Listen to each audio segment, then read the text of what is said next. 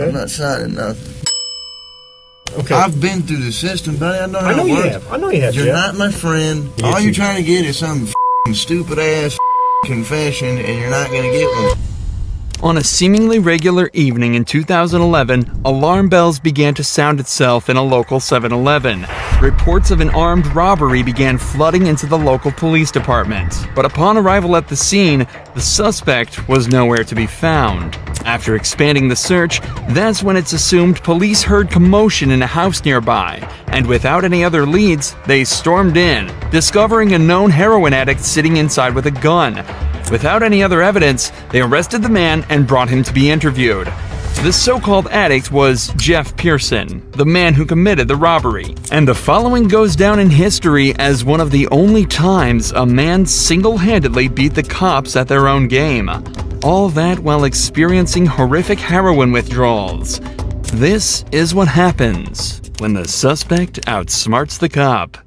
The next 24 hours were captured on police cameras within the interview room, but conversely to most footage similar to this, it was originally uploaded to the suspect's own YouTube channel on the 25th of September 2011. This is the first sign of what makes Jeff a cult figure and a legend within the interrogation community. Jeff was held in police custody for almost an entire day, but all of the footage from the 3 interrogation sessions held barely 15 minutes. Given that robbery and arrest took place within the state of Georgia, the usual minimum sentence would be around 10 years imprisonment, ranging up to a maximum of life without parole. But it would transpire that Jeff wouldn't end up doing a minute of this time.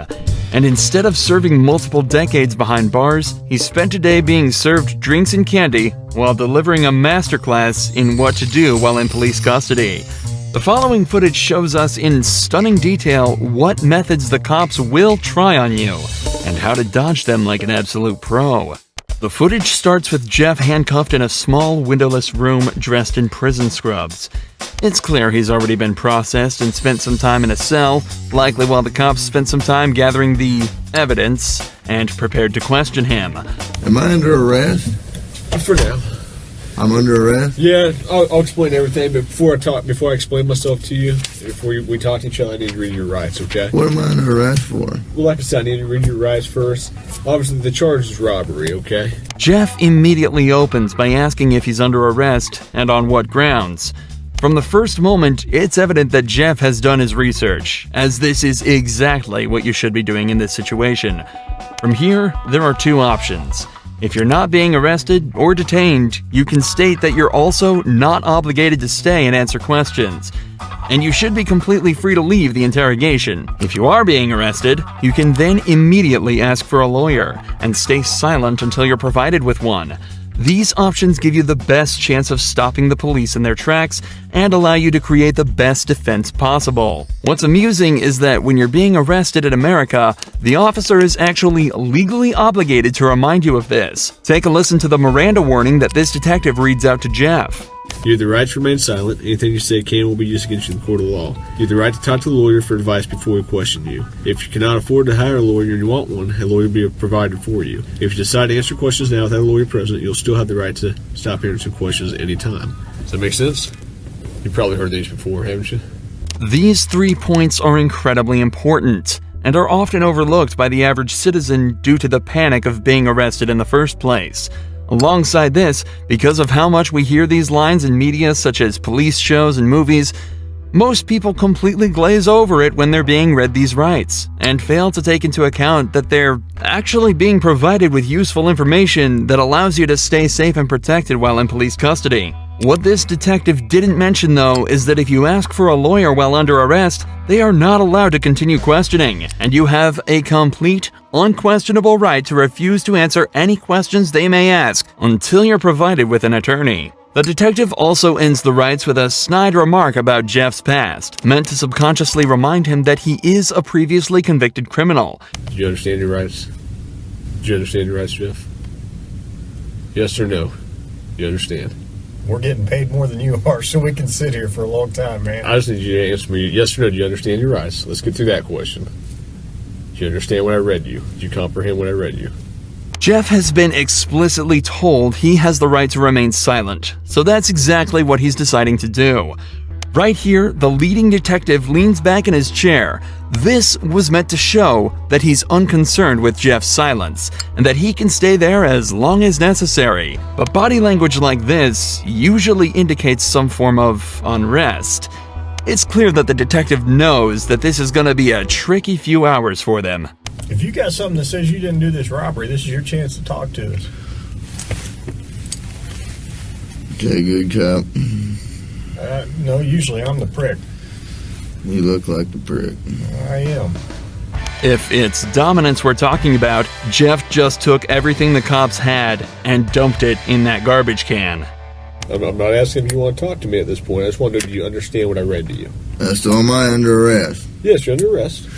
Get me back to the cell. I don't talk to you motherfuckers. Okay, fair enough. In this first round of interrogation, Jeff exhibited exactly the correct behavior given his current circumstances. He knows the cops have nothing on him. They wouldn't be there talking to him in the first place if they did, so he stays silent. And so it's off back to his cell he goes. But 2 hours later, he's brought back to the same room for round 2. You want a Coke? Yeah. You gonna be able to pop it open, or you need me to? I need methadone. You need methadone? Yeah, you guys can get me that methadone or what? I don't have any. Do you have medication for it, or a prescription for it? Or? No. What do you need methadone for? Cause I'm a fucking junkie and you guys, I can't get no methadone. I'm gonna go through withdrawal here in a minute. A can of soda is all Jeff requested before he returned to the interrogation room.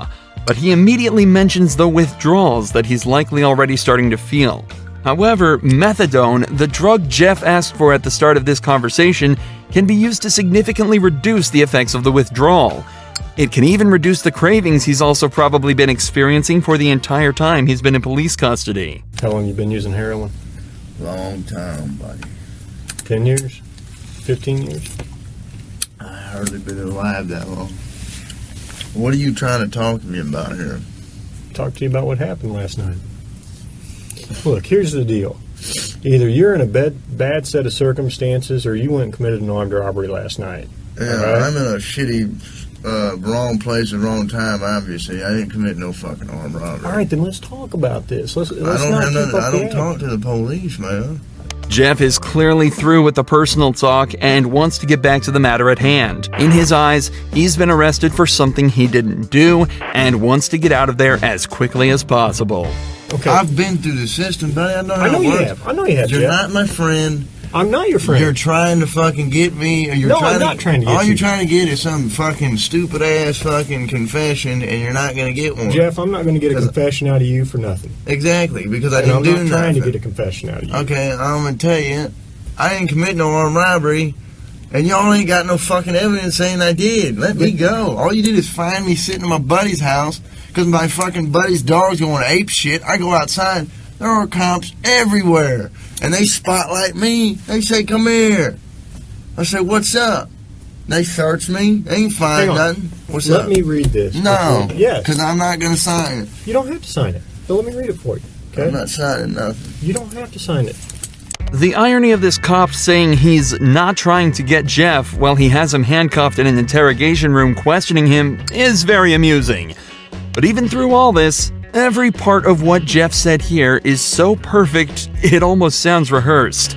It's an incredible display of personal legal defense, and is even more impressive when you layer it with the fact that Jeff is almost definitely starting to experience withdrawals.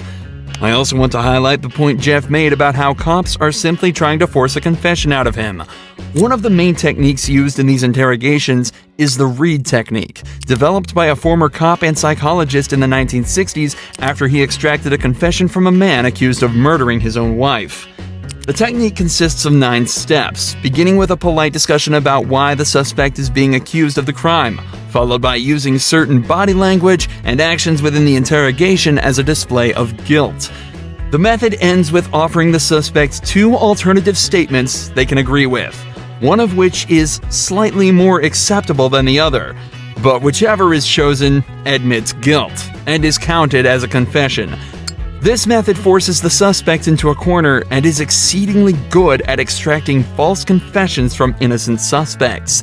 In fact, the original case that technique was formed around fell apart after discovering that the man, in fact, did not kill his wife and was tricked into giving a false confession. Absolutely next level gaslighting. Tell me what happened last night. Plain and simple. Your side of the story. I'm not talking to you. I'm a lawyer. All right. This is what I don't understand. I know, but this is what I don't understand, Jeff. You were sitting there talking just like you were ready to sit here and tell me what happened last night, and then all of a sudden I read that to you, and you screw it, I ain't talking to you. I want a lawyer. I don't understand that. What changed? Because I told you what. I already told you what happened. You didn't. How didn't I? You didn't tell me what happened last night. How didn't I just tell you what? But now you've handcuffed me, and I can't talk to you because you've asked for an attorney. So okay, that's fine. But I will tell you right now, you're still on a hold for a robbery. I know. I don't know why. I need a fucking lawyer because obviously I didn't do nothing. And obviously you guys know I didn't do nothing because I've been arrested for the same bullshit before and you guys don't interview me this much. So, wham bam, thank you for the coke, put me back in the cell. That's my home. We haven't interviewed you yet. Jeff has now asked for a lawyer and is once again refusing to answer questions. But we're only halfway through this footage, and Jeff's ability to defend himself and completely destroy this cop only gets better from here. Here's what the deal is. I have enough evidence Like what? of the armed robbery, okay? But, you know, if you're saying you didn't do it, you need to give me your side of the story. I didn't do it. Okay, well, give me your side of the story. You got to, convince me. Because I got a lot of evidence. I got a lot of physical evidence. Well, like what? Name the physical. Well, I don't need to, why should I tell you that? This is where the detective starts to become desperate. He knows he's running out of time, and so has completely abandoned any elaborate techniques or methods to try and get information out of him. He's now instead moved on to essentially just threatening him with false claims of evidence that he can easily use to convict Jeff. If all of this was true, he'd likely be trying to use it to intimidate Jeff into panicking and giving up more information. But instead, he uses a flimsy rhetoric, claiming that because Jeff hasn't helped him, he won't help Jeff. There's only a couple pieces of evidence I'm missing. Name them. What's that? Name them. Well, why do I need to do that? You haven't helped me out at all. You give me a little bit, I give you a little bit. We go back and forth. I give you one of my pieces of evidence, now give me a little something. Alright? What time do you get over to Aaron's house? No, anything I say here can and will be used against me. Sure, but anything you say here, I can also tell your parole officer that you helped me out. That doesn't mean dick. Now the detective is desperately trying to bargain with Jeff. If he helps the cops out, they'll put in a good word with his parole officer. But Jeff immediately realizes that means absolutely nothing. What does a gold star mean if you're stuck in prison for 20 years? This further enforces the idea that cops have absolutely nothing to convict Jeff with, and also shows that they know they're running out of time. Jeff has asked for a lawyer, yet they're still sitting there questioning him, as if that's not a blatant violation of the rights that they have read to Jeff on 3 separate occasions. They know that if they don't get anything out of him soon, their time will run out, and Jeff is watching the clock closely. For the next 4 minutes of the interrogation, Jeff continues to deny and combat anything the police say to him. They bring up the gun that he was found with, continue to try and strike a deal, and even try to scare him by taunting him with what being back in prison would be like, and without any of the drugs he's grown a dependency to. But throughout all of this, Jeff stays totally stone-faced. He knows he's almost won. I'm done, man. Fuck this. I'm not even answering. All this shit that I just said is gonna be fucking written in the discovery now, right? What? You haven't said nothing. I mean, every little stupid thing that you've asked me, dude, is going to be in the discovery. I'm not even going to do discovery. The prosecutor is. Okay. So, you halfway know the system, how things work, and you halfway don't.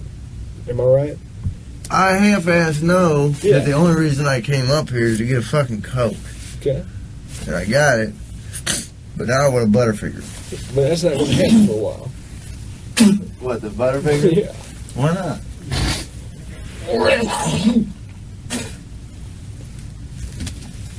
I need to go to the hospital. I'm coughing up blood. Let's go to the hospital. For the last few hours, the police have been questioning a man who is clearly in pain, denying him access to the legal prescription drug that would help him deal with his issues, and questioning him repeatedly on a crime for which they have no evidence for. All the while, Jeff dealt with this as casually as possible, asking for sodas and chocolate bars. Jeff knew misspeaking at any point could lead him down a slippery slope, so he exerted his rights in the perfect way, and 12 hours later, it's recorded that he was released from custody and sent on his merry way. It's also reported that, from here, Jeff began to turn his life around. He's off heroin, and now spends his time uploading to the same YouTube channel the footage from this video was uploaded to. He makes music, and even gives extra tips on how to avoid the police's tricks.